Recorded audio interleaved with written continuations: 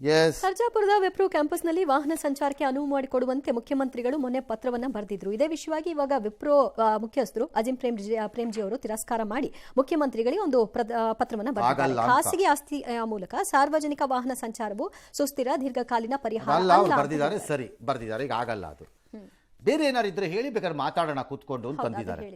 Chief minister ಬರೀಲೇಬಾರ್ದಿತ್ತು, ಅಥವಾ phone ಮಾಡಿ ಕೇಳಿದ್ರೆ ಆಗ್ತಿತ್ತು. ಯಾಕೆ ಅದನ್ನು ಅಧಿಕೃತವಾಗಿ ಬರೆಯೋಕೆ ಹೋದ್ರೂ ನಂಗೆ ಗೊತ್ತಿಲ್ಲ.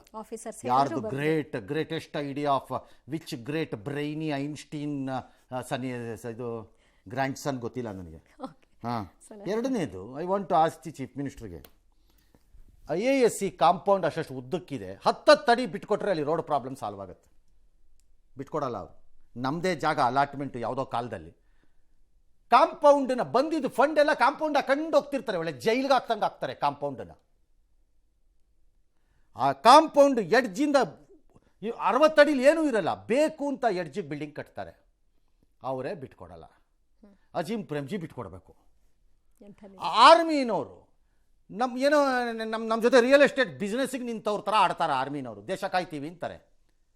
ಜನರಿಗೆ ಹೆಲ್ಪ್ ಆಗಬೇಕಾದ ಜಾಗದಲ್ಲಿ ಒಂದು 10 ಅಡಿ 20 ಅಡಿ ಬಿಟ್ಕೊಡಲ್ಲ. ಅದಕ್ಕೆ ಮಾರ್ಕೆಟ್ ರೇಟಲ್ಲಿ 4 ಪಟ್ಟು ದುಡ್ಡು ಕೊಡು ಅಂತಾನೋ ಅಥವಾ ಕಾಂಪನ್ಸೇಷನ್ ಕೊಡು ಅಂತಾನೋ ಏನೋ ಒಂದು ಕೇಳ್ತಾರೆ. ಅವರು ಕಾಟ ಕೊಡ್ತಾರೆ, ಬಿಟ್ಕೊಡಲ್ಲ.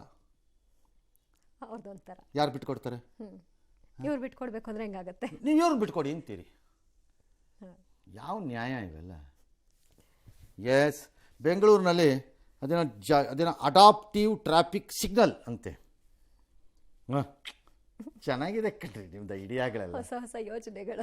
ಅಲ್ಲಲ್ಲ, ಒಂಥರ ಮೇಕಪ್ ಚೆನ್ನಾಗಿ ಹಾಕತ್ತೀರಿ ಮಕ್ಕಕ್ಕೆ. ಅವಾಗವಾಗ ಕ್ರಿಯೇಟಿವ್ ಆಗಿ ಒಂಥರ ಪಳಪಳ ಅಂತ ಬತ್ತೀರಿ. ಮತ್ತೆ ಆ ಮೇಕಪ್ ಅಳಿಸೋಗ್ಬಿಡುತ್ತೆ. ಮಳೆ ಬಂದು ಮಕ ತೊಳ್ಕೊಂಡಾಗ್ಲೋ ಮೇಕಪ್ ಹೋಗ್ಬಿಡುತ್ತೆ. ಮತ್ತೆ ಯಾಕೆ ಬತ್ತೀರಿ? ಪಳಪಳ ಅಂತ ಬತ್ತೀರಿ. ಅದೇ ನೀವು ಗುಂಡಿ ತುಂಬ್ದಂಗೆ ಪಳಪಳ ಅಂತ ಗುಂಡಿ ತುಂಬೋದು. 3ನೇ ದಿನಕ್ಕೆ ಗುಂಡಿ ಇಲ್ಲ, ಮತ್ತೆ ಗುಂಡಿ ಬರ್ತದೆ. ತುಂಬೋದೇ ಕೆಲಸ ಇಲ್ಲ, ಏನು ಮಾಡೋಕ್ಕಾಗಲ್ಲ.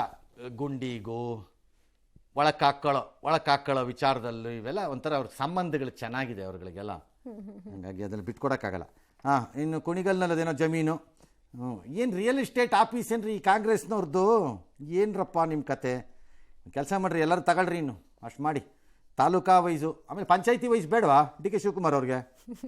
ಹಾಕ್ರಿ, ಪಂಚಾಯತಿ ವೈಸ್ ಹಾಕ್ರಿ. ಹೇಳ್ತೀನಿ, ಹೇಳಿದ್ರೆ ಅವಕಾಶ ಇದೆ ಸರ್ಕಾರದಲ್ಲಿ. ಅವಕಾಶ ಇದೆ, ಪಂಚಾಯತಿ ವೈಸ್ ಹಾಕೊಳ್ಳಿ. ಅದಕ್ಕೊಂದು ಲಿಮಿಟೇಷನ್ ಬೇಡವಾ ಸರ್? ಇಷ್ಟು ಜಾಗ ಇಷ್ಟು ಅಂತ. ಏನು ನನಗೆ ಅರ್ಥ ಆಗ್ತಿಲ್ಲಪ್ಪ ಇವೆಲ್ಲ. ಏನು ಕಥೆನು? ಯಾರು ಕೇಳೋರು ಕೇಳಿದ್ರೆ BJP ಅವ್ರು ಮಾಡ್ಕೊಂಡಿಲ್ವಾ, ಅವ್ನು ಮಾಡಿಲ್ವಾ, ಇವ್ನು ಮಾಡಿಲ್ವಾ ಅಂತಾರೆ.